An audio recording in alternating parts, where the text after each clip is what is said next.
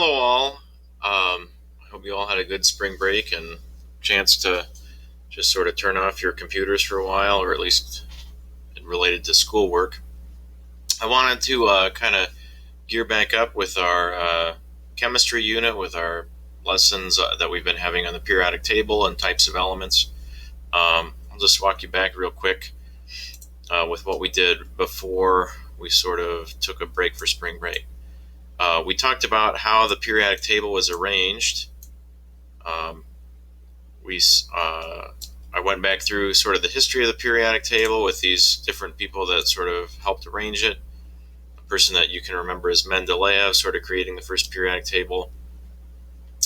And then we talked about specific areas of the periodic table, how a lot of the groups have special names, like the alkali metals, alkaline earth metals, halogens, noble gases. And we talked about some other regions of the periodic table, such as the rare earth metals, which these are these metals down here, which we often forget about. We talked about how the top row and bottom row have different names. So what I want to do today is sort of review that for just a second, and then kind of talk about a lot of these different terms, or a lot of these different groups have names like metals in them, and not all the elements on the periodic table are metals. And so I want to talk to you about what the difference between those two things is, and sort of hope to show you some examples, and give you kind of a visual of how those things are different. So let's first go through a couple of review questions. Obviously, you're not going to be able to answer them to me verbally. Kind of go over a couple questions that you should be able to answer by now, just having gone through what we've done in the last couple weeks. So, which group of elements all react violently with water? Well, if you looked at the videos that we posted, the elements that all reacted with water violently were the alkali metals, which are group 1. Which group of elements are all gases and do not react? That would be group 18, which is the last group. I'll have full valence electrons. That's the noble gases. So that's group 18, the last column of the periodic table. Where would you find metals that are useful for coins and structures? That's like the center part of the periodic table, the middle block. Those are the transition metals in there. Go back to my slide. Whoops. Where's my slide there? So these are what we call transition metals. Right in the middle. Which rare earth series, so the series are the two different rows of metals, which rare earth series are used for electronics like smartphones and magnets? You can remember the top row. This is the lanthanides, which is the top row. You forget which one is which, you can remember that the first element in that row, I'll go back to that slide real quick. The first element in that row is lanthanum, and the first element in the bottom row is actinium, so that's where lanthanides and actinides come from. Feel free to label those on your periodic table if you forget them. Okay, I think I have one more question here. Which type of element can give off a colored flame in a flame test? So this is something that we explored in our flame test, which seems like years ago now. But remember how we had chemicals with two different parts. There was a positive part and a negative part. Well, it was metal and a non-metal. It turned out that it was the metal that could give off the color, which was the positive ion. Okay, so let's talk about how these things are different and where we can find them on the periodic table. So I want you to be able to tell the difference from properties and where they are on the periodic table. So Mendeleev predicted, so that guy that made that first periodic table, Mendeleev predicted that there would be, if you made an arrangement of elements by category, there would be a distinct line between metals and non-metals. There's a barrier on the periodic table which is often called the staircase. And this is the dividing line between when elements start to behave in two different ways. Everything over here chemically and physically does one thing, and everything in here, which is a lot smaller area, does something in basically a completely opposite way. So there's a defining line here. There's not a really good name for this, but it's often just referred to as the staircase because it always goes over one and down one. So that's sort of what separates the metals from the nonmetals. Well, let me just tell you about a few different properties of these real quick. So metals, almost all the elements on the periodic table are metals. So like 90 something elements are metals. And they all have very similar properties in terms of physically what they look like and how they behave. They have very high melting points. They can be polished, so you think of metals as being sort of shiny. They're very reflective. They can be bent or hammered flat. You can kind of work with them. We talked about being ductile or malleable. We talked about that in the physical properties chapter. And they're good conductors. If you remember in our electricity chapter, you wouldn't want to stick a fork in a light socket, but you could probably get away with sticking a bad conductor. So a fork is made of metal, so it's a conductor. So conductors are, almost all of them are metals. Different things that you can come up with that are good conductors are metals. And something that we talked about in a flame test lab is that metals always form positive ions. And if you look on your periodic table, all of the metals, so those elements off to the left side, so I'll just write that in there. This is the left side of the periodic table. All of those elements end up getting a positive charge. So given the choice between gaining and losing electrons, they always lose electrons. So a couple just visual examples here. Some elements you've probably heard of, some you might not have. So sodium, titanium, cesium. I kind of put them sort of relatively where they are in the periodic table. But sodium we think of as like salt, but sodium is, you can treat it just like a metal as long as it's not in sodium chloride salt, or it hasn't reacted with anything else. It behaves just like a metal. It's just sort of a soft silvery metal. And so you'll realize they all kind of look the same.